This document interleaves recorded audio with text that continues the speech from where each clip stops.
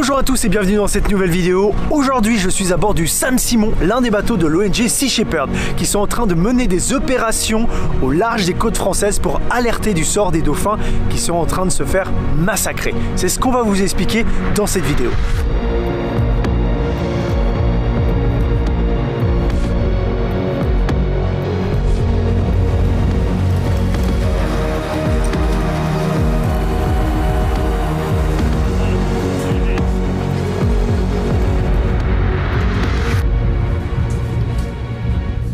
C'est fou, là il y a le radar et on voit tous les bateaux de la zone. Enfin, c'est basique hein, mais tu repères tous les bateaux des alentours.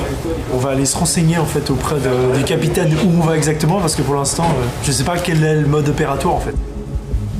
Comment vous commencez l'opération? Vous prenez un cap Alors là, en fait, on observe sur l'AIS, qui est un système électronique d'identification des navires.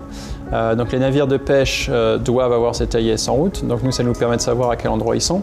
Après, on connaît aussi maintenant les zones où ils pêchent d'habitude. Donc on va aller sur la même zone qu'eux pour pouvoir contrôler la remontée des filets durant la nuit. Comment ça se passe avec les chalutiers? Vous arrivez dans... Alors, ce qu'on fait avec les chalutiers, c'est qu'on reste un petit peu à l'écart. Et après, on envoie donc nos bateaux rapides, nos deux Zodiac, pour aller observer de près, en même temps, sans les déranger dans leur pêche. Pourquoi vous voulez pas les déranger? Parce que c'est légal. Enfin, leur activité de pêche est légale. Donc nous, on est là vraiment pour observer, pour voir ce qu'ils font et pour alerter les gens et l'opinion publique sur ce qui se passe. Et on est la seule présence en fait sur la côte ouest et dans le golfe de Gascogne pour monitorer ce qui se passe. Donc oui, c'est une campagne importante parce que personne d'autre n'est là.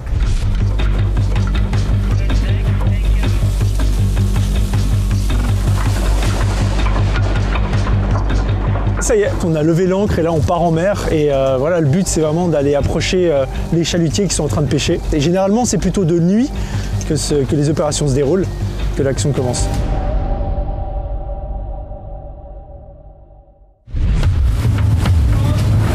Il est 1h du matin, on s'est levé il y a à peine 10 minutes et on attaque maintenant, l'opération commence.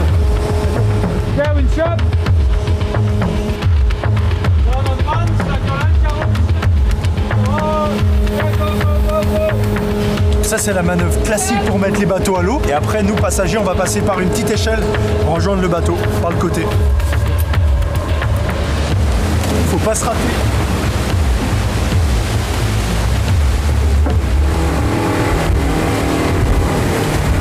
Il y a beaucoup de houle, ça bouge pas mal. On est à fond dans la nuit totale. C'est énorme.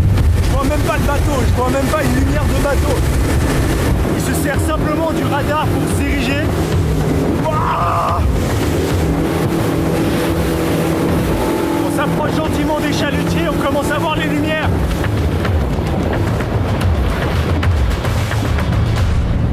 On vient d'arriver juste à côté. Ok, ça y est, les bateaux sont à côté de nous. Pour bien vous expliquer, les deux bateaux là, ils sont côte à côte. C'est ce qu'on appelle dans le langage maritime en bœuf. Et ensemble, ils tirent un énorme filet qu'on appelle pélagique parce qu'il évolue tout seul dans l'eau sans toucher le fond en forme d'entonnoir pour attraper des poissons. Le problème, c'est que le dauphin il va s'approcher des filets, il va être curieux et c'est là qu'il se prend dans les filets parce qu'il veut chasser et lui, il va pas faire la différence ou il va complètement être attiré par les poissons. Alors, qu'est-ce qui se passe maintenant ? En fait voilà, ils sont en train de chaluter, donc on va attendre que les deux bateaux se rapprochent, ils pêchent ensemble en fait pour pouvoir couvrir un plus grand espace avec le filet.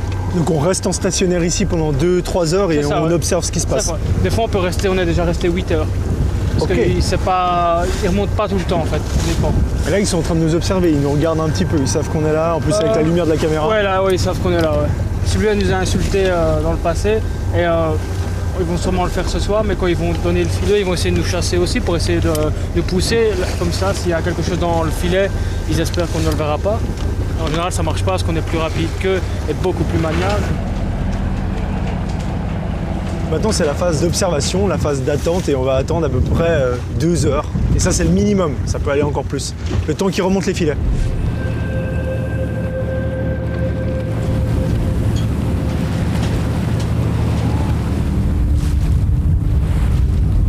Ça fait à peu près 2 heures qu'on attend, 2 heures, 2 heures et demie, et le filet n'est toujours pas remonté.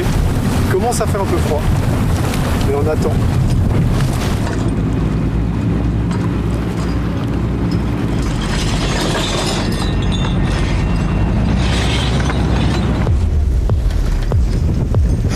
Qu'est-ce qu'il fait là?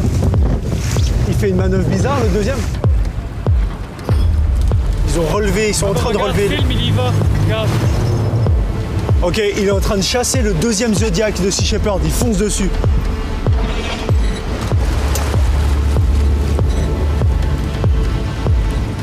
C'est hyper dangereux comme manœuvre ça.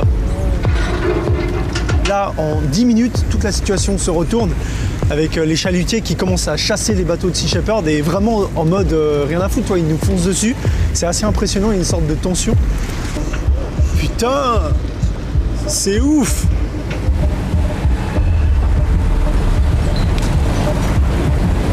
Il replie le filet avec une énorme poulie sur le bateau, rattachée à plein de câbles dégueulasses. Putain, c'est vraiment une chimère.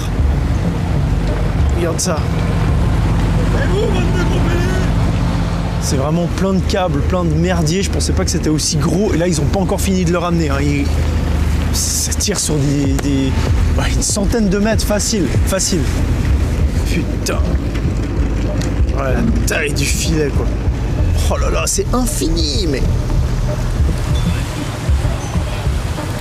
Oh la belle brochette d'abruti. Ah, vous venez de casser les couilles, là, hein?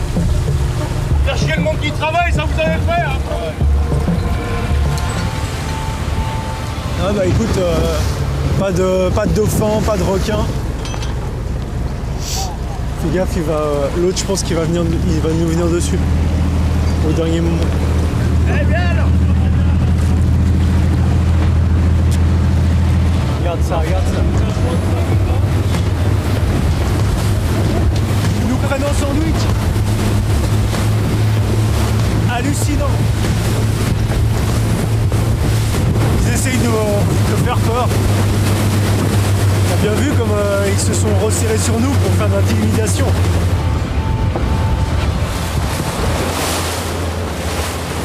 C'était assez tendu parce que nous on est tendu, on veut pas voir les animaux dans les filets, on est là pour regarder.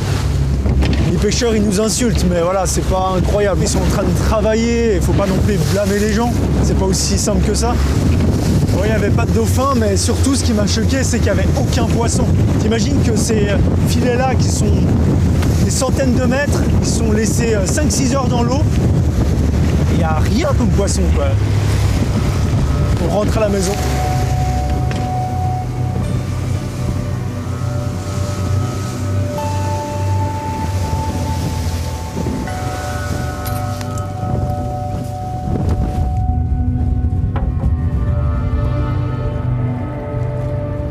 Je pense que les actions de Sea Shepherd sont super importantes parce qu'il faut des gens qui créent des pétitions, des gens qui sont plus calmes, qui vont plus faire des choses politiques, mais il faut aussi des gens qui sont sur le terrain et qui fracassent, quoi, qui font des choses comme ils font. Aujourd'hui, ils sont très calmes ici sur cette mission, mais c'est important parce que ça fait parler, ça fait bouger.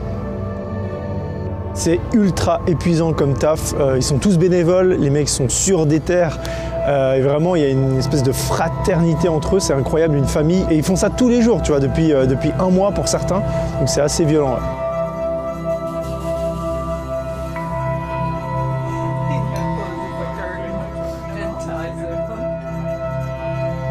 J'avais beaucoup entendu parler de la pêche intensive, mais je me rendais pas compte. C'est toujours la même chose, c'est quand tu vois devant toi que tu as une prise de conscience. Je pense que le problème, c'est pas forcément les pêcheurs. Eux, ils effectuent juste les besoins d'une demande, c'est-à-dire de nous, citoyens, qui consommons de plus en plus du poisson. C'est peut-être nous qui devons évoluer et adapter nos méthodes de consommation. Et après, en découle évidemment, tout ce qui est industriel va peut-être se modifier et arrêter d'exister.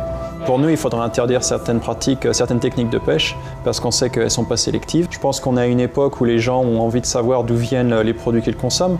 Les gens demandent de plus en plus de traçabilité. Si on leur dit que le poisson qu'ils achètent à tel endroit ou tel type de poisson, ça cause la mort de dauphins, il y a beaucoup de gens qui vont dire « bah non, moi je ne veux pas supporter ce type de pêche parce que voilà, je ne veux pas supporter que ça tue des dauphins derrière ». Maintenant, on va aller voir un organisme scientifique qui s'appelle Pélagis. C'est eux qui ont tous les chiffres et c'est eux qui ont tiré la sonnette d'alerte par rapport à cette problématique. Ils se trouvent à La Rochelle, donc on va repartir sur Terre et on va aller les rencontrer.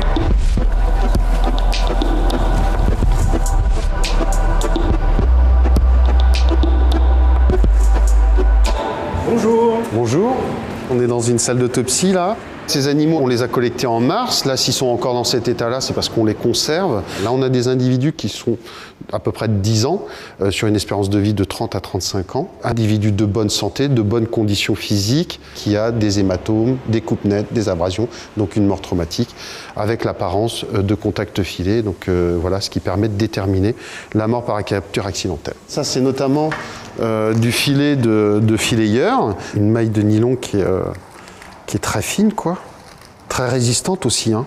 C'est-à-dire que ça se casse pas comme ça. On va faire de la mise en scène, hein, mais lorsque on a un animal qui se retrouve pris sur une pectorale comme celle-là, vous voyez, ça tombe pile poil là, la maille. Exactement dans la rainure, et on voit bien que la dimension de la maille correspond bien. Je ne l'avais pas fait ça comme manipulation, et c'est marrant comme naturellement, je dirais, ça se met bien en place en fait. Ouais, c'est fou. Tous ces hématomes qu'on voit ici et les hématomes qui sont liés au contact filé, eh bien, proviennent en fait de cet emprisonnement. Donc ça, c'est une preuve indéniable que l'animal était vivant. Parce que c'est vrai qu'un filet pourrait collecter une carcasse d'un animal mort, et là, malheureusement, les animaux étaient vivants. Je pense que le plus violent encore, c'est la mort agonique. Toute cette couleur-là sont des très gros hématomes qui sont liés en fait au vaisseau qui éclate parce qu'ils sont en train de s'asphyxier, et donc tout le poumon entièrement est même déchiré par partie à l'intérieur. Combien de temps il peut rester un dauphin sous l'eau? 20 minutes?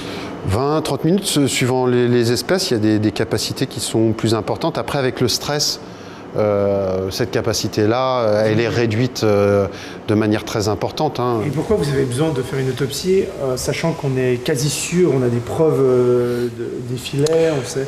C'est vraiment pour pousser... Oui, déjà c'est pour avoir tous les éléments factuels, parce que notamment en ce moment, et contester un petit peu nos diagnostics, et nous ce qui nous inquiète, c'est que ces populations ne soient pas maintenues dans le temps. Si vous voulez, les captures accidentelles, on connaît ça depuis les années 80. En 2017, on a battu tous les records de la série en termes d'effectifs. En 2018, on a battu le record de 2017. Ah ouais, et là, alors que la saison, je dirais, où on a cette problématique de capture n'est pas finie, parce que c'est quasiment fin avril, début mai, eh bien, on a déjà dépassé le record de l'année dernière, et très, très largement. Combien d'animaux vous avez depuis le début de l'année?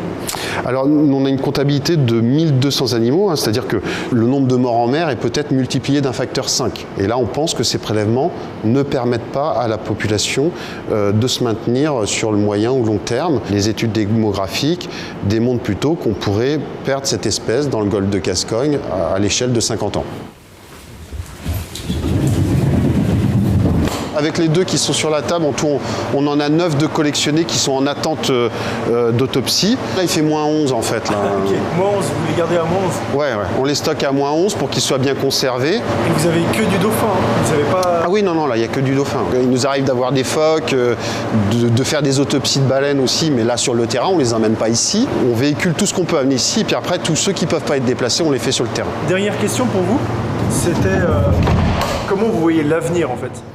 Tout simplement. Tout simplement, si on reste en l'état, l'avenir pour cette espèce, c'est très inquiétant. Donc nous, l'avenir, moi je le voudrais avec beaucoup d'observation des pêches, et on voudrait simplement qu'on travaille ouvertement avec la profession pour aussi les aider à bien gérer leur milieu.